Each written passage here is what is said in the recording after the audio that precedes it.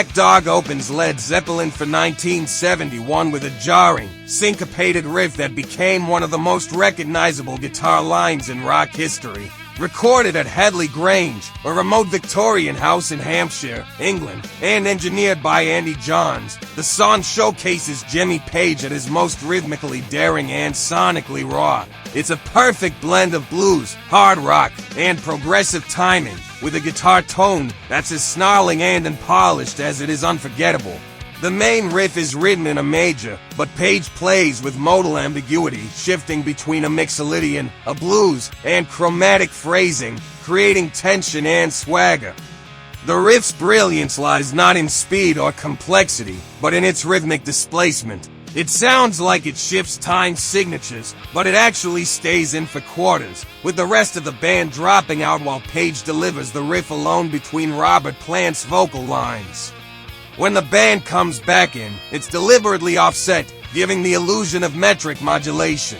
This was a calculated move. Page and John Paul Jones wrote the riff specifically to confuse the listener's sense of time.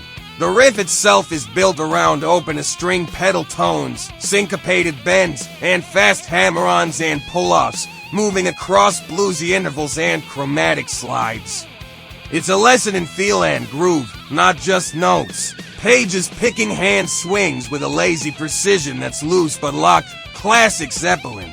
For the recording, Jimmy Page used his Gibson Les Paul Standard in his No. 1A59 burst he acquired in 1969, although there's speculation that some parts may have involved his 1959 Don Electro, or even a Fender Telecaster his Yardbird Zero Dragon Telly, depending on the section. The amp was likely his Marshall Super Bass 100-watt head, modified for more gain, plugged into a Marshall 4x12 cab. Page famously avoided distortion pedals. His sound was the product of crank tubes, mic placement, and touch. The guitar tone on Black Dog is raw, mid-heavy, and biting, with a touch of room ambience but no excessive effects. The natural saturation of the Marshall head, combined with vintage PAF pickups and a light touch of studio compression, gives the riff its growl. Microphone-wise, Page often used a combination of close mic Shure SM57s or biodynamic M160 ribbons, and distant ambient mix in the room, a technique he pioneered to capture depth and size. Page's tone here is unrefined by modern standards, but that's precisely what makes it great. You can hear the amps bark, the string buzz, even the slight inconsistencies in timing. It's all part of the human push and pull that gives Black Dog its swagger. He also used minimal layering, with the riff doubled left and right, slightly out of sync to create width without sounding polished. The solo section, angular, blues-drenched, and full of controlled chaos, sticks to a blues but ventures into chromatic runs and unorthodox phrasing. Page wasn't aiming for precision, he was aiming for attitude. He likely used the neck pickup, rolled back the tone slightly, and pushed the amp to the edge of breakup. It's more about phrasing and dynamics than note-perfect playing.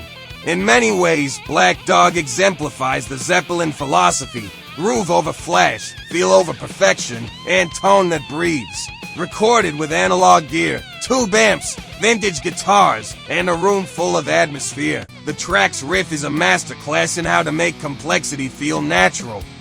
Despite, or because of, its rhythmic trickery and gritty tone, Black Dog remains a benchmark for rock guitarists. Played in a major with blues inflections, through a Les Paul and a Marshall, with no click track and no edits, it's a perfect storm of groove, tone, and fearless playing. Now subscribe to stay tuned in the Lit Guitar Lad channel. Thanks y'all.